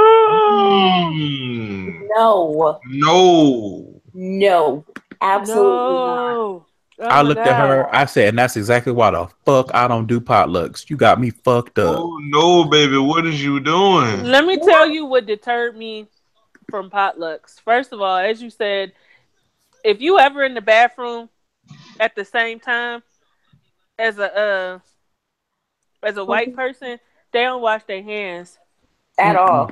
They don't wash their hands. They just go out the bathroom and shit. If you're lucky, they might run a drizzle of water over their hands. Nobody's disinfected. Nobody's Purell. Pissy ass hands. Shitty ass, fecal flaky ass hands. Yes. Bitches. God damn. Totally. And two, white people be letting their cats come in the kitchen. Okay. Cats, dogs. Candace, I was just about to say something. She said birds. Now let me tell y'all something, because I, as a cat owner, but see, nigga cat knows not to play that shit. He has a line. He don't go in my kitchen because he knows I will uppercut his ass through a wall. Don't step a feline foot in my fucking kitchen. I don't give a fuck if you want to climb up on anything. Let me tell y'all something. I came home one day at my old apartment. This nigga was chilling in the sink. When I tell you, I beat at least 5 of his 9 lives out of him. I said, "Don't you ever in your cat life disrespect my house like this again." Because let's be honest, like, you don't even want most humans in your goddamn kitchen. So, I barely want to be in the kitchen. Yeah, to be honest, niggas be tired of cooking.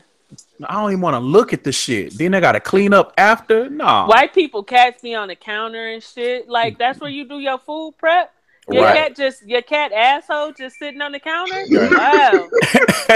And white people like to have like a container of salt and pepper out, and they leave the butter out. Like, no, nigga, no. Fuck all that shit. Hell to the no. But yeah, I mean, I was already set on not having potlucks, but after she told me that story, I said, "Oh, never again. You'll never, ever." Oh shit. Well, I don't know how we got on that, but that's a PSA for y'all. It's a conversation that needed to be had. Because if you work in an office, just say no to coworkers and just say no to potlucks. It's for it's for your own safety. Yes. They know to say no to potlucks and say no. And if you're a terrible person like me, not only do you say no to potlucks, you show up to the potluck with your own bag of Popeyes. What y'all eating? Oh. That's cool. I got me a 3-piece spicy. Y'all enjoy. I'm going to my desk. While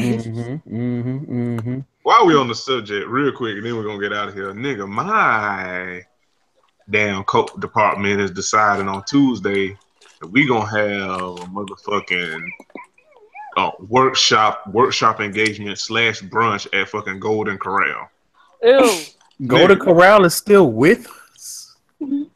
First of all, not enough people have died from hepatitis from eating at Golden Corral. I'm thinking too. I'm like, are they handing out bottles of Pepto-Bismol because you will need it?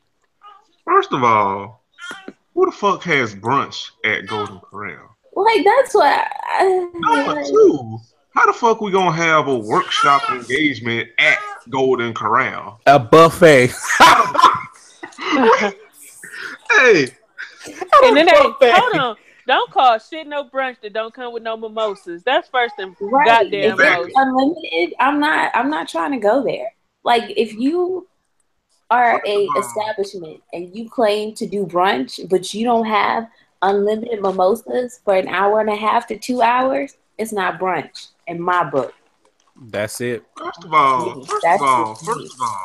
I don't like you motherfuckers at work. I damn sure don't want to be in the meeting with y'all over some goddamn butter biscuits. That's not just what's gonna happen. Right. And then they take you to Golden Corral where your bowels need to have the strength of some fucking Mario World pipes to be able to process that shit. No, they trying to kill y'all. You need to be sick that day. Yeah, you gotta use some vacation time. Yeah. Shit, They trying to take you out. They want you dead. Right, immediately. They not trying to pay no kind of benefits for your ass. They want you 6 feet under. They clearly don't. Only thing that would be worse is if they was trying to take y'all to CC's. Ooh. Listen, I remember this lady at work telling me like CC's got a $5 lunch buffet. We should go. No, bitch, because bitch, that's a $5 funeral. What you talking about? I don't want no thin ass pizza, bitch, and none of that dry ass pasta that be in them goddamn pizza buffets. Hey, get your little retarded ass out my face. Listen. No, thank you. Let me tell you, the one thing I love about working with engineers is we don't like sharing our feelings, so we don't do workshops. Everybody just do their goddamn job. I've never had to go to a workshop before. We can't stand being around other people. Man, listen, I'm on like the other side of working with the engineers, and they like, oh, we need to come together and kumbaya. We need to have open cubicles for dialogue. And I'm like, they make headphones for a reason, and I use them. I don't need to dialogue. I need to do my work, and I need to go home. Exactly. I don't understand why this is such a foreign concept to y'all. Now, I will say on my side, they are fond of a lunch meeting so they can cater lunch. When I tell you it was lit, the one time one of our big wigs came, a little short, little bitty, balding white man. He looked like Mr. Spacely. Oh my God. Okay. Sorry, that's funny because I just realized that he looked like that. But he brought his ass in there. He's like, I want some Popeyes. And they went to Popeyes and like bought out the menu. And I was like, well, I don't mind if I do. Exactly. That's the only time eating with your coworkers is acceptable. Is that like from a restaurant? Yeah, like they bring donuts and kolaches, and they have, they cater for barbecue all the time in the engineering field.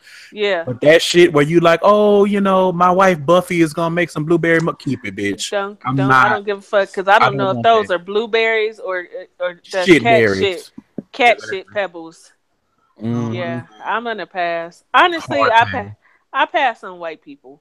Let's be honest. Throw that out there. I mean, honestly, truly, like,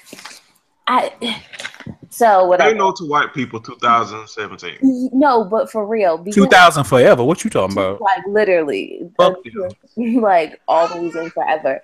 I went on a job interview this week, and then I had another one where I was like shadowing one of the guys or whatever, and I was like, "Yo, straight white men are like the absolute worst." Yeah.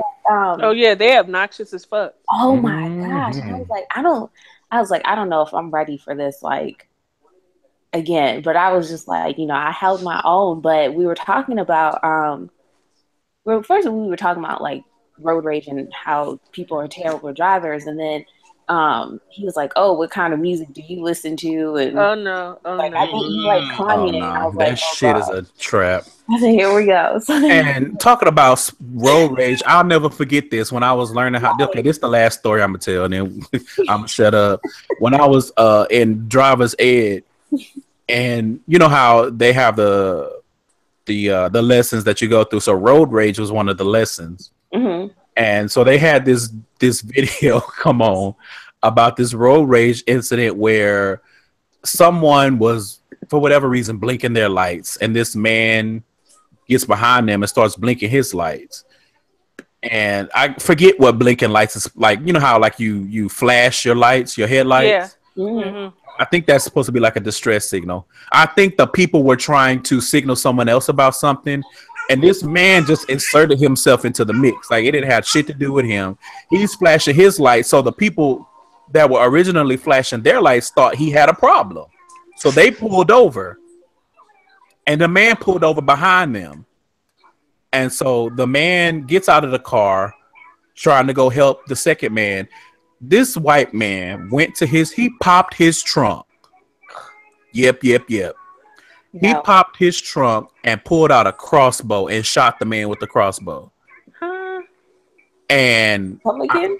so first of all, I was like, Okay, hold on. Did you just say? My Because nigga. I'm processing this. mhm. A white man went in his trunk, got a crossbow, and shot another white man with it.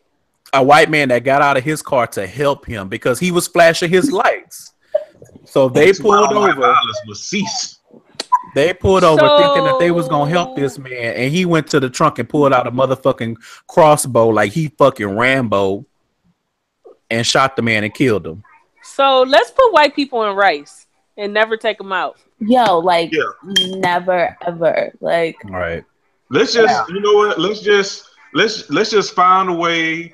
Look, maybe we should embrace Kyrie Irving and that the Earth is flat and just throw white folks off of it. Maybe that's the solution. So since we're sharing our white people stories, so I have a LinkedIn profile and That shit get on my nerves. Sorry. I do real bad. It's like one of those things. It's like you don't need it, but you should just have it just in case. But you don't really fuck with it. But it's low key somehow worse than Facebook. God. Yeah. So Anyway, this guy I went to undergrad with, who was super smart when we were in undergrad, white, of course, and he's like, hits me up. He's like, "Oh, what have you been doing? I'm sure you had a hard time finding a job. Are you even working? If you not, I can." Bitch, what the fuck? everything is on my LinkedIn. case. I'm like, did you even read my profile? Because it says where I work. He's like, "Oh, I thought you were just padding that so that people would like pay attention to your profile." I was like, "Listen." Like I'm not Caucasian. I can't get away with that. So I was like, when I put proficient at Excel, I fucking mean it. And then I was like, yeah. So where are you working? It was a firm that I turned down a job from. I was like, I've gotten a job offer there before. I was like, tell your the actual head of the company, I know him. I'm like, tell him I said hi. And he's like, oh, wow, you know him? I've only ever met him once. That's right, because you ain't shit. Well, The bitch. ain't shit. Ain't never gonna be shit. Never, like at all. Like never have been shit. Probably smell like shit. Yeah, you know they do. Yeah. yeah, Absolutely. But dog shit too. we've been going for a while now. We probably need to get up out of here. Curtis, Lexi, thank you both for being here. This has been some powerful niggatry. Y'all let the people know where they can find y'all or find your work. Anything you want to plug in, the floor is y'all's. You can follow me on Twitter at SexyLexi, Instagram, Snapchat. I'm currently in the process of working on my website. It's been a long, tedious process, but it's gonna be fire when it's done. So stay tuned. Mm-hmm. You guys can find me on Twitter and Instagram and Snapchat. I am Trilificent. You can find my podcast, Gay Side Stories. It's gaysidestories.com. Find it on Apple Podcasts, SoundCloud, Google Play Music, all of that good stuff. And I'm also on an ensemble podcast called The Pod Panel. So check that out on Twitter. And it's under the John Effect podcast feed on SoundCloud and Apple Podcasts. Fuck with your boy. Word. And I put a link to gaysidestories.com in the show notes. So yeah, Candace, any church announcements before we get up out of here? Hell no. Y'all have a good weekend and shit.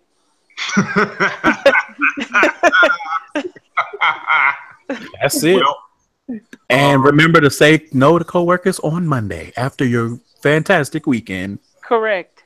yes. So we are out of here. This is Ratchet Ramblings episode 10. We will be back next week to talk about these ratchet motherfuckers. And as the show tag, govern your wigs accordingly. And Curtis, give your benediction that you always give on Gay Side Stories. The lost commandment, and that is thou shalt protect thy walls, Or they will crumble. or they will crumble. But in this case, I'm gonna remix it and say thou shalt strap on thy wig. Yeah. Thine wig. I like that. Thou shalt strap on thine wig. Yeah. I literally cannot do All right. like cannot. Bye, y'all. Peace. Bye. Peace.